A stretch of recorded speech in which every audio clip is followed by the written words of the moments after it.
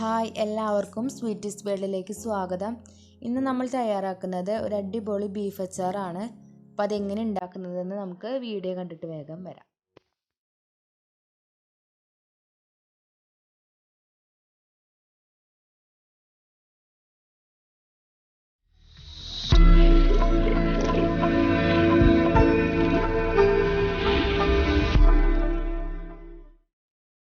ഞാനിവിടെ 2 കിലോ ബീഫാണ് എടുത്തിട്ടുള്ളത്. ഇത് കഴുകി വൃത്തിയാക്കി വെച്ചതാണ്, വാര വെച്ചതാണ്. ഒട്ടും വെള്ളം ഉണ്ടാവാൻ പാടില്ല. കുക്കറിൽ വെക്കുമ്പോൾ നമ്മൾ തന്നെ ഇതിൽ നിന്ന് വെള്ളം വരും. അപ്പോൾ നമ്മൾ വെള്ളം ആഡ് ചെയ്ത് കൊടുക്കേണ്ട ആവശ്യമില്ല. പിന്നെ അച്ചാറിന് നല്ല വെള്ളം വേണ്ടല്ലോ, അപ്പോൾ നമ്മൾ വെള്ളം തീരെ ഒട്ടും ചേർക്കണ്ട. ഇനി ഇതിലേക്ക് 1 ടീസ്പൂൺ ഇത് കാശ്മീരിയും അതുപോലെ തന്നെ സാധാരണ മുളകും പൊടിച്ച് മിക്സാക്കി വെച്ചതാണ്. അത് 1 ടീസ്പൂൺ ആഡ് ചെയ്ത് കൊടുത്തിട്ടുണ്ട്. അതുപോലെ തന്നെ 1 ടീസ്പൂൺ മഞ്ഞൾപ്പൊടി, പിന്നെ ഒരു 2 ടീസ്പൂൺ ജിഞ്ചർ ഗാർലിക് പേസ്റ്റാണ്.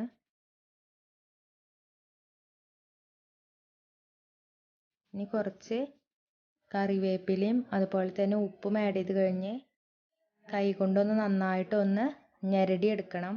അത് ബീഫിലേക്ക് ഉപ്പും മുളകൊക്കെ ഒന്ന് പിടിക്കണം. എന്നിട്ട് വേണം നമ്മൾ കുക്കറിൽ ഒന്ന് വേവിച്ചെടുക്കാൻ വേണ്ടിയിട്ട്.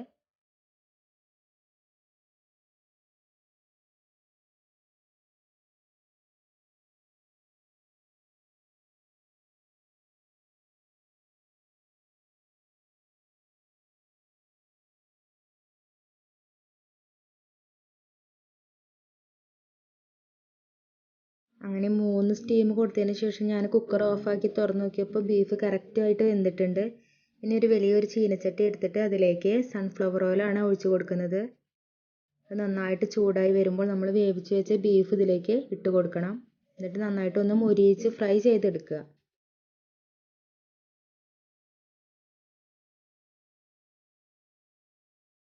ഞാനിപ്പോൾ ഇത് ഉണ്ടാക്കുന്നത് കുറച്ച് ദിവസത്തേക്കാണ്. അപ്പോൾ അതുകൊണ്ട് തന്നെ വെളിച്ചെണ്ണ ഉപയോഗിച്ച് കഴിഞ്ഞാൽ അത് പെട്ടെന്ന് കേടാവാൻ സാധ്യതയുണ്ട്.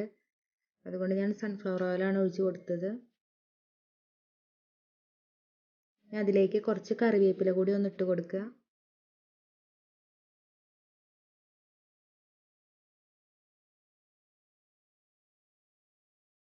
അങ്ങനെ ബീഫ് റെഡി ആയിട്ടുണ്ട്. ഇനി നമുക്കത് വറുത്ത് കോരി മാറ്റി വെക്കാം. നല്ല ബ്ലാക്കിഷ് കളർ ആവണ്ട, ഒരു ലൈറ്റ് ബ്രൗൺ കളർ ആയി കഴിഞ്ഞാൽ നമുക്ക് വറുത്ത് കോരാം.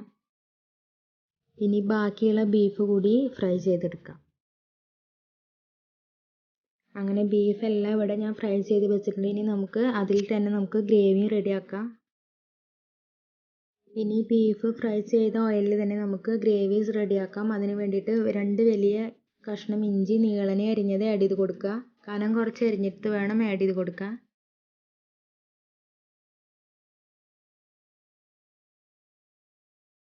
ഇനി ഇതിലേക്ക് 1 പിടി വെളുത്തുള്ളി നടു കീറിയതാണ്, അത് ആഡ് ചെയ്ത് കൊടുക്കുക.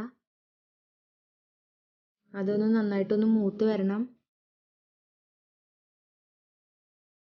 ഇനി അതിലേക്ക് ഒരു 20 ചൂഞ്ഞമുളകാണ് ഞാൻ എടുത്തിട്ടുള്ളത്, അത് നടു കീറിയത് തന്നെ ആഡ് ചെയ്ത് കൊടുക്കുക. ഇത് എരിവ് അനുസരിച്ചിട്ട് മതി. അതുപോലെ തന്നെ ഒരു 1/2 ടീസ്പൂൺ ഉലുവ, കറിവേപ്പിലയും കൂടി ആഡ് ചെയ്തിട്ട് നന്നായിട്ടൊന്ന് മൂപ്പിക്കുക. അതുപോലെ ഒരു 5 വറ്റൽമുളക് ആഡ് ചെയ്ത് കൊടുക്കുന്നുണ്ട്. എല്ലാം ഒന്ന് മൂത്ത് വരുമ്പോൾ ഇത് ഇഞ്ചി, വെളുത്തുള്ളി, കറിവേപ്പില ഒന്ന് മിക്സിയിൽ ഒന്ന് ക്രഷ് ചെയ്തതാണ്. ഇതൊരു 1.5 ടീസ്പൂണോളം ആഡ് ചെയ്ത് കൊടുത്തിട്ട് ഇത് നന്നായിട്ടൊന്ന് മൂത്ത് വരണം. മൂത്ത് വന്നതിന് ശേഷം 3 ടേബിൾ സ്പൂൺ മുളക് പൊടിയാണ് ആഡ് ചെയ്ത് കൊടുക്കുന്നത്. ഇത് കാശ്മീരിയും അതുപോലെ തന്നെ സാധാരണ മുളകും രണ്ടും കൂടി പൊടിച്ച് മിക്സാക്കി വെച്ചതാണ്, അതും ആഡ് ചെയ്ത് കൊടുക്കുക. ഇനി ഇതിലേക്ക് ഒരു 1.5 ടീസ്പൂൺ മഞ്ഞൾപ്പൊടി ആഡ് ചെയ്ത് കൊടുക്കാം. അതിലേക്ക് 1 ടീസ്പൂൺ പെരുംജീരകത്തിൻ്റെ പൊടിയാണ്, അതും ചേർക്കാം. ഇനി ഇതിലേക്ക് 1 ടീസ്പൂൺ കുരുമുളക് പൊടി ആഡ് ചെയ്ത് കൊടുക്കുക. അതുപോലെ തന്നെ ആവശ്യത്തിന് ഉപ്പും ചേർത്തിട്ട് നന്നായിട്ടൊന്ന് മിക്സ് ആക്കി എടുക്കുക.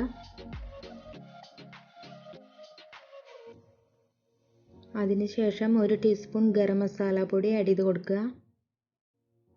അതുപോലെ തന്നെ ഒരു 3 ലെമണിൻ്റെ ജ്യൂസാണ് ചേർത്ത് കൊടുക്കുന്നത്. അത് നന്നായിട്ടൊന്ന് ചൂടായിട്ട് വരുമ്പോൾ ഒരു 2 ചെറിയ ബൗള് വിനാഗിരിയാണ്. സുർക്ക ഒഴിച്ചു കൊടുക്കുക. സുർക്ക ഒന്ന് നന്നായിട്ടൊന്ന് തിളയ്ക്കണം. എന്നിട്ട് വേണം നമുക്ക് ബീഫ് അതിൽ ആഡ് ചെയ്ത് കൊടുക്കാൻ.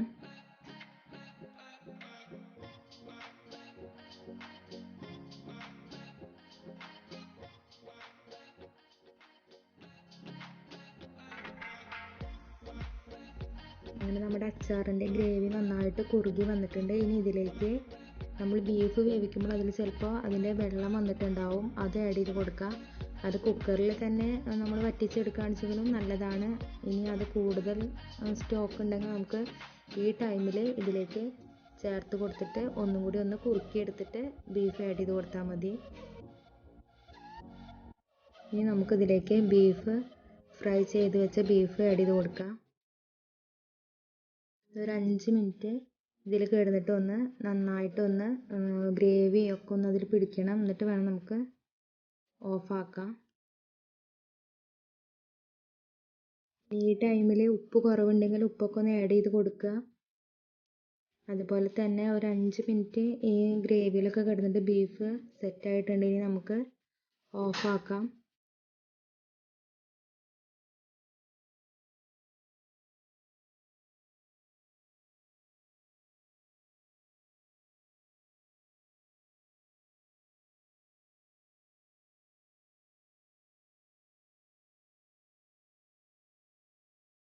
അങ്ങനെ നമ്മുടെ ബീഫ് അച്ചാർ ഇവിടെ റെഡി ആയിട്ടുണ്ട്. നല്ല ടേസ്റ്റിയാണ്. നിങ്ങളെല്ലാവരും വീട്ടിൽ ട്രൈ ചെയ്ത് നോക്കണം.